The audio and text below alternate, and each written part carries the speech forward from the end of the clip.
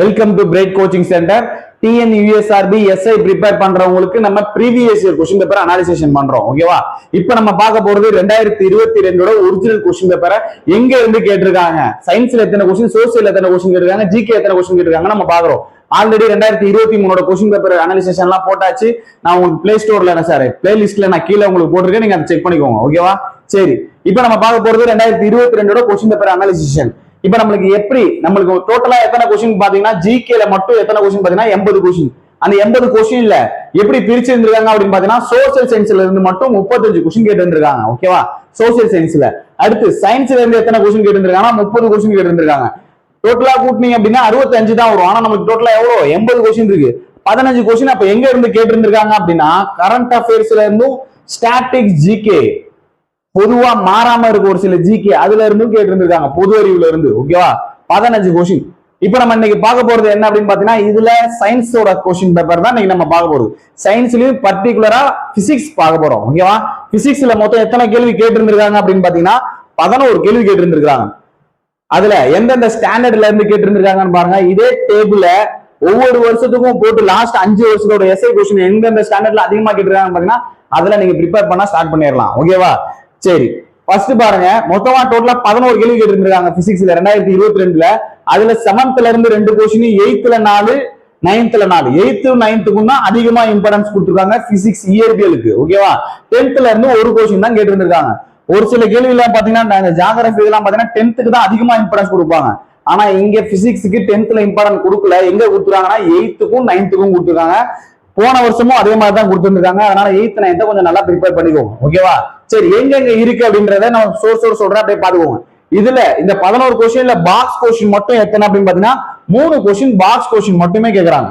ஒரு சில பேர் இந்த பிசி ப்ரிப்பேர் பண்றவங்க என்ன நினைச்சாங்கன்னா பாக்ஸ் மட்டும் படிச்சாலே போதும் அப்படின்னு நினைக்கிறாங்க. நீ பாக்ஸ் மட்டும் படிச்சு அப்படின்னா நம்மளால அடிக்க முடியாது, ஞாபகம் வச்சுக்கோ. 3 மட்டும் தான் கேக்குறாங்க. மீதி இருக்கிற 8 கொஸ்டின் என்னவா தான் இருக்குது, நார்மலா உள்ள நம்ம ப்ரிப்பேர் பண்ணாதான் எடுக்க முடியும். பிசிக்கு கிடையாது, சாரி எஸ்ஐக்குமே. ஓகேவா? பாக்ஸ் மட்டும் ப்ரிப்பேர் பண்ண வேணாம், உள்ள கொண்டு நம்ம ப்ரிப்பேர் பண்ணலாம். சரி, ஃபர்ஸ்ட் கொஸ்டின் பாருங்க பார்க்கலாம். 36வது கொஸ்டின். இயற்பியல மட்டும் நான் கட் பண்ணி வச்சிருந்திருக்கேன்.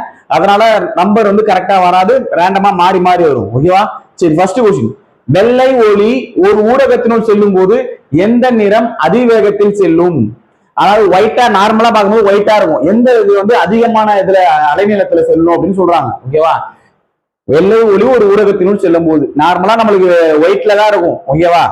அப்ப எந்த நிறம் அதிவேகத்தில் செல்லும் அப்படின்னு கேக்குறாங்க. நம்மளுக்கு அப்படியே கொஸ்டின் பாருங்க பார்க்கலாம். 7th பிசிக்ஸ்ல வேல்யூம், அதாவது 7th டேர்ம்ல இருக்கும். ஓகேவா? இது நமக்கு எங்க இருக்கு அப்படின்னு பாத்தீங்கன்னா 3rd டேர்ம்ல இருக்கு. 3rd டேர்ம்ல லெசன் 1ல பேஜ் நம்பர் என்ன அப்படின்னு பாத்தீங்கன்னா 20. அதுல என்ன கொடுத்துருக்காங்க பாத்தீங்கன்னா, அதிக அலைநீளம் கொண்டது எதுன்னு பாத்தீங்கன்னா சிவப்பு, அதை விட குறைவான அலைநீளம் எதுன்னு கேட்டீங்கன்னா நீலம். இது 2 தான் நமக்கு கொடுத்துருப்பாங்க. ஊதா நிறம் குறைந்த நீளம் கொண்டது, அதிக அலைநீளம் கொண்டது சிவப்பு. நீங்க அதெல்லாம் நீங்க எடுக்க போறீங்க. வெள்ளையா இருக்கும் போது நம்மளுக்கு எந்த நிறம் அதிக அடர்த்தியா இருக்கும் அப்படின்னு பாத்தீங்கன்னா சிவப்பு நிறம். அதிக வேகத்தில் செல்லும் கேட்டிருந்தாலும் ஆன்சர் சிவப்பு. இப்போ ஃபர்ஸ்ட் கொஸ்டின் 36க்கு என்ன ஆன்சர் அப்படின்னு பாத்தீங்கன்னா சிவப்பு ஆன்சர். எங்க இருந்து கேட்டிருக்காங்க பாத்தீங்கன்னா 7th 3rd டேர்ம்ல லெசன் வந்து ஃபர்ஸ்ட் லெசன்ல 7th 3rd டேர்ம்ல ஃபர்ஸ்ட் லெசன்ல பேஜ் நம்பர் 20. ஓகேவா? சரி, அடுத்த கேள்வி பார்க்கலாம். பொருள் ஒன்றில் மின் துகள்கள் இருப்பதை கண்டறிய பயன்படுத்தப்படும் கருவி எது? அந்த லைன் அப்படியே கொடுத்திருப்பாங்க. 8th சயின்ஸ்ல லெசன் 5, 8th சயின்ஸ்ல லெசன் 5ல பேஜ் நம்பர் 52. அப்படியே அந்த கேள்வியை அப்படியே பார்க்கலாம். பொருள் ஒன்றில் மின் துகள்கள் இருப்பதை, இங்க பாரு, பொருள் ஒன்றில் மின் துகள்கள் இருப்பதை கண்டறிய பயன்படுத்தப்படும் கருவி, கண்டறிய பயன்படுத்தப்படும் அறிவியல் கருவி எது? நிலை மின்காட்டி. அந்த கேள்வி அப்படியே கொடுக்குறாங்க. ஆன்சர் நிலை மின்காட்டி. Box question. சார் பாக்ஸ் கிடையாது, நார்மலா நிலை மின்காட்டின்னு கீழே கொடுத்துருக்காங்க. ஓகே, நிலை மின்காட்டினா என்னன்னு, பொருள் ஒன்றில் மின் துகள்கள் இருப்பதை கண்டறிய பயன்படுத்தப்படுவது எதுங்கிறனா நிலை மின்காட்டி. எங்க இருக்குது? 8th சயின்ஸ்ல பேஜ் நம்பர் 52ல லெசன் வந்து 5வது லெசன்ல இருக்குது. ஓகேவா? சரி, அடுத்த கேள்வி. ஓம் விதி. V = IR. மேற்கூறிய சமன்பாடு அப்படியே இதுவும் அப்படியே மேல கொடுத்ததுதான் இருக்கும். மேற்கூறிய சமன்பாடு ஜார்ஜ் சைமன் ஓம் என்பவரால் நிறுவப்பட்டது. ஜார்ஜ் சைமன் ஓம் என்பவர் ஜெர்மன் இயற்பியலாளராக ஓம் விதி அப்படின்னு சொல்லி கொடுத்திருப்பாங்க. ஓம் விதி தான் V = IR அப்படின்னு சொல்லியிருப்பாங்க. ஓகேவா? சமன்பாடு இந்த V = IR இந்த விதி தான் கேக்குறாங்க. மேற்கூறிய சமன்பாடு யாரால நிறுவப்படுதுன்னா சைமன் ஓம் என்பவரால் நிறுவப்பட்டது. அப்ப ஆன்சர் என்னதான் ஃபர்ஸ்ட் கூட்டுரு. சரி. ரெண்டாவது, மேற்கூறிய சமன்பாட்டுல V என்பது மின்னழுத்தத்தையும், I என்பது மின்னோட்டத்தையும், R என்பது மின்தடையையும் குறிக்கும் அப்படின்னு சொல்லிட்டாங்களா. இங்க ஃபார்முலா அப்படியே எக்ஸ்பிளைன் பண்ணிருப்பாங்க. V = IR. R என்பது மின்தடை, V வந்து மின்னோட்டத்தையும், சாரி மின் அழுத்த வேறுபாடை V குறிக்குது, I என்பது மின்னோட்டத்தை குறிக்குது அப்படின்னு சொல்லி இருந்திருப்பாங்க. அதுவும் அப்படியே மேல இருந்திருக்கும். ஓகேவா? R என்பது மின்தடை, I என்பது மின்னோட்டத்தை குறிக்கும்னு சொல்லி இருந்திருப்பாங்க. அப்படியே இதுல இருக்கிறது அப்படியே ஈக்குவேஷன் எக்ஸ்பிளைன் பண்ணியிருப்பாங்க. ரெண்டுமே சரி அப்படின்றது ஆன்சரா இருக்கும். ஓகேவா? சரி, இது எங்க கேட்டிருந்திருக்காங்க ஓம் இது எங்க இருக்கு அப்படின்னு 10th சயின்ஸ்ல ஒரே ஒரு கொஸ்டின் கேட்டாங்களா, அது இங்க என்ன ஓம் இது தான் கேட்டிருக்காங்க. 10th சயின்ஸ்ல லெசன் 4ல பேஜ் நம்பர் 46. ஓகேவா? சரி, அடுத்த கேள்வி, அணுக்கரு இணைவினால் உருவாகுது எது அப்படின்னு கேட்டிருந்திருக்காங்க. ஹைட்ரஜனில் இருந்து ஹீலியம். அப்படியே இதுல இது பாருங்க பார்க்கலாம். ஹைட்ரஜன் அதிக அழுத்தத்தில் ஹைட்ரஜன் அணுக்கள் இணைந்து ஹீலியம் அணுக்களாக மாறுகிறது. அதிக அழுத்தத்துல ஹைட்ரஜன் அணுக்கெல்லாம் இணைஞ்சு என்னவா மாறுது அப்படின்னு பார்த்தோம்னா ஹீலியம் அணுக்களா மாறுதுன்னு சொல்றாங்க. அப்ப ஹைட்ரஜன்ல இருந்து என்னவா உருவாகுது, ஹீலியம் உருவாகுது. எதுல? அணுக்கரு இணைவுல. அணுக்கரு பிளவு வேற, அணுக்கரு இணைவு வேற. இது அணுக்கரு இணைவுல என்ன உருவாகுதுன்னா ஹைட்ரஜன்ல இருந்து ஹீலியம் அப்படின்னு சொல்றாங்க. ஓகேவா? அணுக்கரு இணைவு ஞாபகம் வச்சுக்கோங்க. சரி, இது எந்த லெசன்ல இருக்கு? 9th லெசன்ல லெசன் 9, அதாவது 9வது பிசிக்ஸ்ல 9வது பாடத்துல பேஜ் நம்பர் 106ல அந்த கொஸ்டின் கேட்டு இருந்திருக்காங்க. இதையும் நல்லா பாத்துக்கோங்க. ஓகேவா? சரி, அடுத்து ராக்கெட்டில் பயன்படுத்தப்படும் கிரியோஜெனிக் இயக்கு பொருட்கள் என்ன? மிக குறைந்த வெப்பநிலையில இருக்கும். கிரியோஜெனிக் என்பது மிக குறைந்த வெப்பநிலையில இருக்கும் அப்படின்னு சொல்லியிருப்பாங்க. ஓகேவா? அப்படியே மேல பாருங்க பார்க்கலாம். கிரியோஜெனிக் இயக்கு பொருட்கள் மிக குறைந்த வெப்பநிலையில் வைக்கப்பட்டிருக்கும். கிரியோஜெனிக் இயக்கு பொருள் எங்க இருக்குது? மிக குறைந்த வெப்பநிலையில வைக்கப்பட்டிருக்கும் அப்படின்னு சொல்றாங்க. அவ்வளவுதான். இந்த கொஸ்டின் அப்படியே அங்க மேல கேட்டு இருந்திருப்பாங்க. ராக்கெட்டில் பயன்படுத்தப்படும் கிரியோஜெனிக் இயக்கு பொருட்கள் மிக குறைந்த வெப்பநிலையில் இருக்கும். அவ்வளவுதான். எங்க இருக்குது? 8th சயின்ஸ்ல லெசன் 8ல இருக்குது, பேஜ் நம்பர் 87. ஓகேவா? சரி, இதோட PDF நான் டெலிகிராம்ல கொடுக்குறேன், நீங்க டெலிகிராம்ல ஃபாலோ பண்ணிக்கோங்க. ஓகேவா? சரி, டெலிகிராமோட லிங்க் கீழே டிஸ்கிரிப்ஷன்ல இருக்கும், நீங்க அதுல ஜாயின் பண்ணிட்டு PDF எடுத்து நீங்க சின்ன சின்னதா நோட் பண்ணிக்கோங்க. அடுத்து ஒளி மாசு குறித்து சரியான வாக்கியத்தை கண்டறி அப்படின்னு சொல்லியிருக்காங்க. இந்த கேள்விக்கு நம்ம ஆன்சர் நார்மலாவே நீங்க ஆன்சர் சொல்லலாம். நீங்க என்ன சொல்றாங்க? இனிமையற்ற இறைச்சாலான ஒளிதான் மாசு, ஒளி மாசு அப்படின்னு சொல்றாங்க. ஒளின்றது சவுண்ட் ஒளி மாசு அப்படின்றது இனிமையாவா இருக்கும், இனிமையற்றதாக இருக்கும். ஓகேவா? இறைச்சலான ஒளிதான். ரைட்டு. அடுத்து மனசோர்வு அழுத்தத்தை குறைக்கிறது. அழுத்தத்தை குறைக்குமா? அந்த இறைச்சலா இருக்கிறது வந்து அழுத்தத்தை குறைக்குமா? அழுத்தத்தை வந்து அதிகரிக்கும். அப்ப குறைக்கும்ன்றது தப்பு. அப்ப ஆன்சர் என்ன அப்படின்னு பார்த்தோம்னா வாக்கியம் 1 மட்டும் சரி அப்படின்றது இருக்கும். சரி, நம்ம இதை படிச்சாலே ஆன்சர் சொல்லிடலாம். ஆனா நம்மளுக்கு இதையும் கேள்வி கேட்டிருப்பாங்க, மன அழுத்தத்தை தருகிறது அப்படின்னு சொல்லி நம்மளுக்கு இந்த ஒளி மாசுபாடு அதுல அந்த லெசன்ல கொடுத்துருந்துருப்பாங்க. ஓகேவா? இது எங்க இருக்கு அப்படின்னு பார்த்தோம்னா 8th பயாலஜில இருந்திருக்கும். சாரி, பிசிக்ஸ்ல இருக்கிறது. இதுல வந்து 8th பயாலஜி மென்ஷன் பண்ணிருக்கோம். இது வந்து 8th பிசிக்ஸ், பயாலஜி கிடையாது. ஓகேவா? 8th பிசிக்ஸ் லெசன் வந்து 6, பேஜ் நம்பர் 69. நம்மளுக்கு ஒளி மாசு அப்படின்றது நம்மளுக்கு இதுல தான் இருக்கும், பிசிக்ஸ்ல தான் இருக்கும். ஓகேவா? சரி, பேஜ் நம்பர் நோட் பண்ணிக்கோ, பேஜ் நம்பர் 69. ஓகேவா? சரி, அடுத்த கேள்வி பாரு. வெற்றிட குருவையை கண்டுபிடித்தவர் யார்? நம்ம கண்டுபிடிப்புல இருந்து ஒரு கேள்வி கண்டிப்பா கேட்டுருவாங்க, நம்மளுக்கு சிலபஸ்லயே இருக்கு. ஓகேவா? வெற்றிட குருவையை முதலில் கண்டுபிடித்தவர் ஜேம்ஸ் திவார். வெற்றிட குருவையை முதலில் கண்டுபிடித்தவர் ஜேம்ஸ் திவார். அப்படியே இதுல கொஸ்டின் பார். வெற்றிட குருவையை கண்டுபிடித்தவர் ஜேம்ஸ் திவார். அப்ப ஆன்சர் என்ன? C option. இது எங்க இருக்கு? 8th பிசிக்ஸ்ல லெசன் வந்து 4, பேஜ் நம்பர் 43ல இருக்கு. ஓகேவா? சரி, அடுத்த கேள்வி. உடைராட்டினத்தில் சுற்றும் போது நீங்கள் வெளிநோக்கிய திசையில் இழு விசையை உணர்கிறீர்கள். அதாவது அப்படியே வெளியில தள்ளுற மாதிரியே ஒரு இழு விசைய உணர்வோம்னு சொல்றாங்க. இவ்விசைக்கு காரணம் என்ன? மைய நோக்கு விசையா மைய விலக்கு விசையா? தான் கன்ஃபியூஸ் ஆகிட்டே இருக்கும். நோக்கா விலக்கா அப்படின்றது.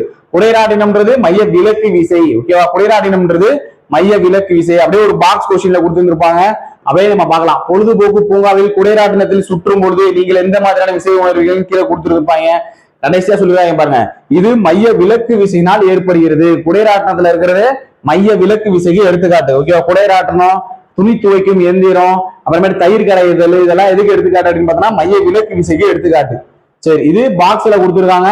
எங்க இருக்க கொஸ்டின்ல 9th சயின்ஸ்ல லெசன் 2, பேஜ் நம்பர் 22. ஓகேவா?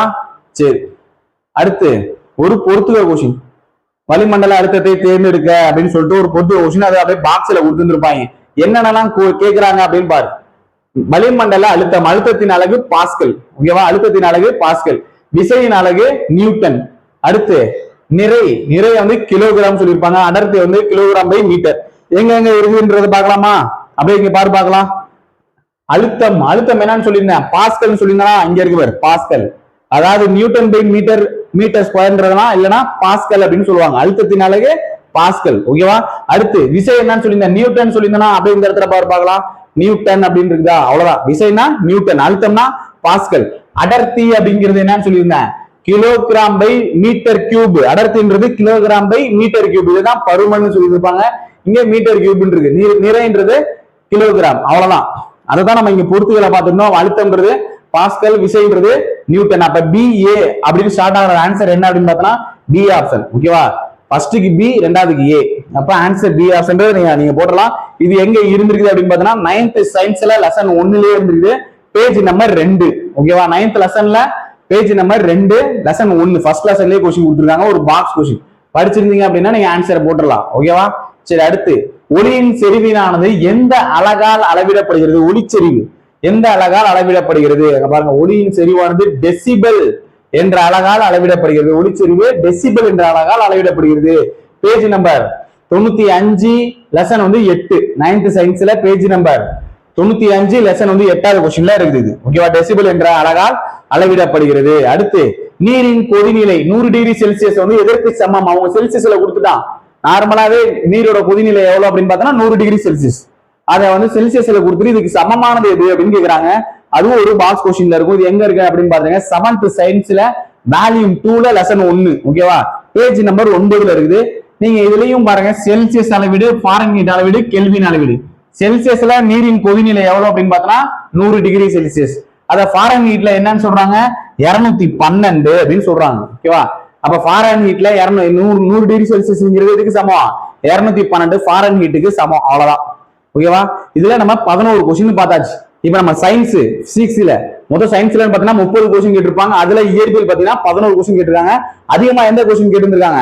8th 4, 9th 4. அப்ப நம்ம ப்ரிப்பேர் பண்ற இதுக்கு முன்னாடி 2023 எப்படி கேட்டாங்க, இதுக்கு முன்னாடி இந்த 2021 2020 எப்படி கேட்டாங்க அப்படின்னு ஒரு சார்ட் மாதிரி போட்டுட்டு அதுல இருந்து நம்ம ப்ரிப்பேர் பண்ண ரெடி ஆயிட்டோம் அப்படின்னா பக்காவா அடிச்சிடலாம். பிசிக்ஸ்ல ஃபுல் மார்க் எடுத்துடலாம். ஓகேவா? சரி, இந்த வீடியோ புரிஞ்சது அப்படின்னா லைக் பண்ணுங்க, கமெண்ட் பண்ணுங்க. நம்ம அடுத்த வீடியோல சந்திக்கலாம். தேங்க்யூ.